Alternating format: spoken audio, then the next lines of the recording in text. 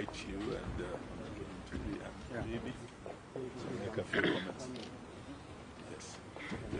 JB is coming. Yes.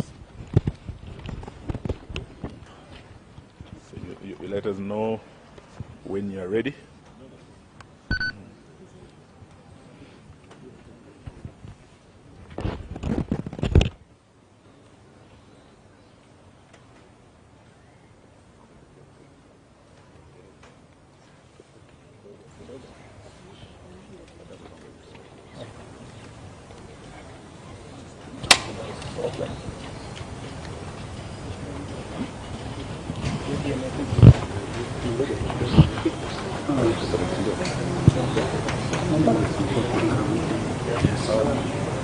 Especially that point on the international, particularly on the international treaties. That's a very strong point. Very strong point. Someone was enjoying me. You are doing Canada. When you are ready, you are ready. Wearing Gideon's color. Yes. Oh, we can start. Yes, I think he'll join us. So thank you very much, ladies and gentlemen of the press. We have a press statement here by the United Opposition on the escalating human rights violations and political intolerance in Kenya and the region. We, the United Opposition, stand before the people of Kenya and the international community, gravely alarmed by the heightened descent of our beloved nation into a state of repression, lawlessness, and political persecution. Despite our persistent calls to end arbitrary arrests, abductions, gross violation of human rights, and extrajudicial killings, the Ruto administration seems to be on a race to the bottom, that is to anarchy. In recent days, the country has been plunged into a disturbing pattern of political repression and targeted violence. Most shocking was the brazen abduction of the Honorable Member of Parliament for Juja constituency, the Honorable George Koimburi, whom we have visited this morning, and who was forcefully taken by unidentified assailants on a Sunday. He had gone to church, only to be later found tortured and dumped in a coffee plantation somewhere in Kiambu, literally fighting for his life. The horrifying incident is not isolated. It's part of a chilling trend where elected leaders and citizens, particularly Gen Zs, aligned with the opposition, are being systematically targeted to silence any dissent against this regime. In Kakamega, what was meant to be a peaceful homecoming for our colleague Honorable Cleophas Malala and the supporters of the DCP party was quickly turned into a war zone as police deployed excessive force, including live ammunition, to disperse opposition supporters. A few days before, the same cruel pattern faced innocent, peaceful citizens in Bungoma protesting against the grabbing of the Nzoia Sugar Company. This use of disproportionate force on unarmed civilians is not only unlawful, but represents a dangerous erosion of the right to assemble as enshrined in Article 37 of the Constitution of Kenya. Moreover, we have repeatedly raised the alarm over the state-enabled culture of impunity, where political hooligans are mobilized to disrupt opposition events violently. These criminal gangs operate openly, often shielded or even escorted by state security forces. From Busia to Kisumu, Nairobi to Nyeri, opposition meetings have been ambushed, tents destroyed, sound systems and cars vandalized, and citizens assaulted. While the police stand by, or worse, collaborate in this chaos, this is no doubt a state-sponsored political terrorism. We also condemn in the strongest terms possible the murder of two Catholic priests, Father John Minor, who had just recently hosted the second deputy president.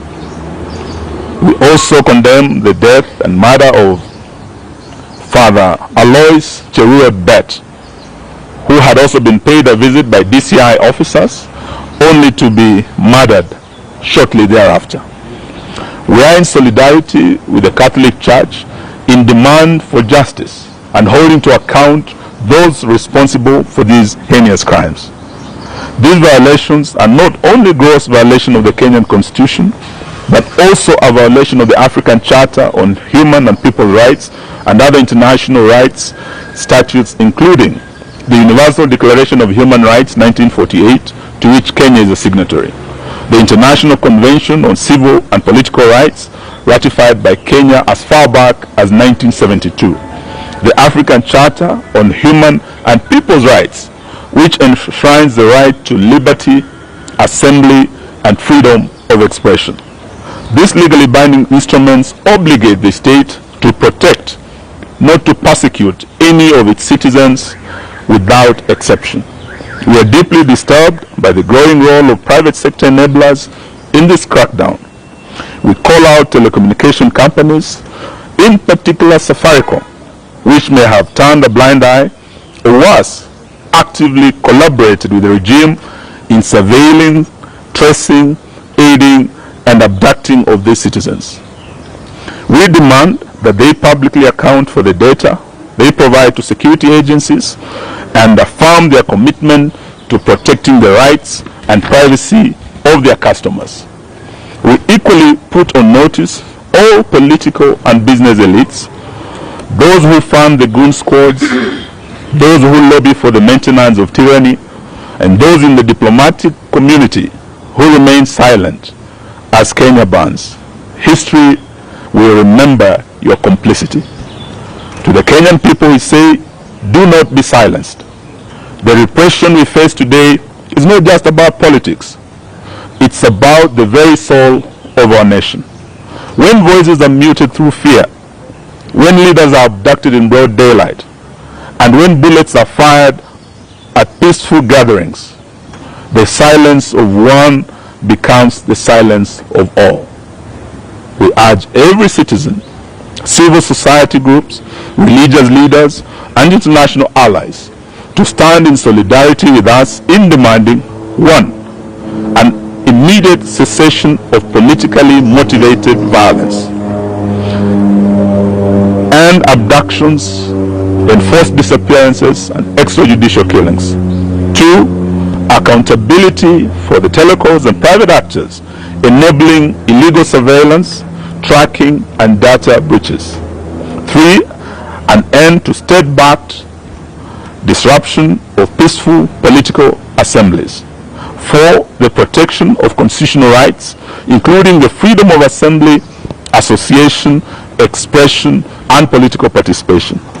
We would like to remind Mr. Ruto that he is not immune from prosecution for crimes against humanity, which includes abductions, torture, enforced disappearances, murders, gender-based violence, and other crimes. This is not a partisan issue. It's a matter of a national concern and international concern as well. In fact, we want to declare it a national emergency. We will not relent until justice and the rule of law is restored and every Kenyan can live and speak without fear in this country. That's the end of our statement. Thank you very much. Any questions? I think it's very clear. It's a very clear statement. In fact, if we just carry it as it is, none of us here, because it's what we have discussed this morning, and those of us who have mothers just been here, Rigi G sent his apology. In fact, he was also here last night, and all the other friends are in solidarity with this statement. So I really think we shouldn't add anything unless it's something, a question. Oh, great. Tumemwona, saiti imeanza kurudi pole pole. And his wife is beside him, and we thank Karen Hospital for taking excellent care of him. You know, when you hear stories like Mheshimiwa abducted himself, you really want to pray for those people because they are evil.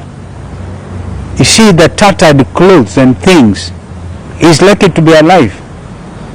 And so we have one instrument, Constitution of Kenya 2010.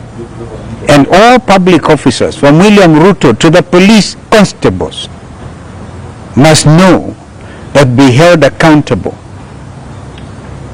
under the Constitution. Those rights are so clearly elaborated. And so we want to say shame on anybody who thinks a mheshimiwa like this can abduct himself. And you want us police to believe your story? So I don't want to add. What do you speak to the National Police Service saying they are unaware of the abduction and they are investigating the video circulating online? And to add on that, they are investigating themselves. he's even called for a presser. Who? 2 p.m. Who? Kanja, the IG. Oh, poor guy. Poor guy. If he repeats it, it's unfortunate. Yeah, there is an abduction squad. We go by what Rigathi Gachagua said last night. Special squad, you know, designed to make sure that there will be no opposition in Kenya. So let him issue a statement. But who will believe a policeman like Kanja today, where his own people say, oh, Mheshimiwa abducted himself. And the man was almost dead. Okay, so, well, this is where it is. And we are not, by the way, Kenyans are very clear. Nothing will stop them from sending these people home. Are they not even on record saying, afadhali wajitetee because they know they'll go to prison? Well, the former Attorney General is here with us, immediate former. It's really, JB is with us. And these things, we're investigating, we tooth comb with ICJ. Remember, you're dealing with very senior, some of us, very senior members of the profession and members of the International Law Society of Kenya, East African Law Society. And we repeat that when we went for integration of the region, we really were for the rights of establishment. So Mother Karua can practice in Uganda. I can open an office in Dar es Salaam, in Kigali, in Bujumbura. This is the spirit of cooperation. And therefore we are all subject to the same values and standards. So we are going to make sure that this region is called to order when it comes to human rights, which are universal under those statutes that have been elaborated. How do you speak to comments made by the Tanzanian MPs yesterday about... We don't want to comment about Tanzanian MPs. I think let's stick to the Kenyan situation. About abductions. Our own president, just a few days ago, told the Finnish president there will be no more abductions. We have come here because of the latest abductee, an honorable member of parliament. And we have here the former Attorney General whose own son was abducted. Probably should say a word about abductions that he has called for an end to. JB, please. Thank you, my colleagues. I've always called for an end to abductions, and without when President Ruto, in answer to a question from a foreign journalist saying that they have all come to an end, and all those that had been abducted and safely been returned to their homes and reunited with their families. Only unfortunately to see this latest one of Honorable Koimburi. And just to answer a simple question, on Friday last week, the police who are looking for Honorable Koimburi did not get him. He managed to escape. The police continued to look for him. They arrested his driver. His vehicle is still at Bodaiga police station. That was Friday. And then on Sunday, is it rocket science to know the people that were hunting for Koimburi on Friday are the same ones who are looking for him on Sunday? It's a simple thing. So, IG Kaja, please do, you can tell that story to the bands, not to Kenyans. It doesn't make sense. Abductions and all forms of extrajudicial processes must come to an end in this country. Thank you. Thank you, Mr. Former Speaker of the National Assembly, what is the silence? We are not getting anything from Parliament, the current Speaker. Current Parliament. I'm told they are resuming their sitting today. That is the National Assembly. So let me not say beyond that, but Kenyans are watching very carefully what Parliament is doing. And just to ask you a question, when the Attorney General has spoken, are you still keen on listening to Kanja? It's a waste of time. We think the Speaker is Yeah, I just wanted, Parliament, yeah. current member of Parliament abducted being project like this. But Yeah, we want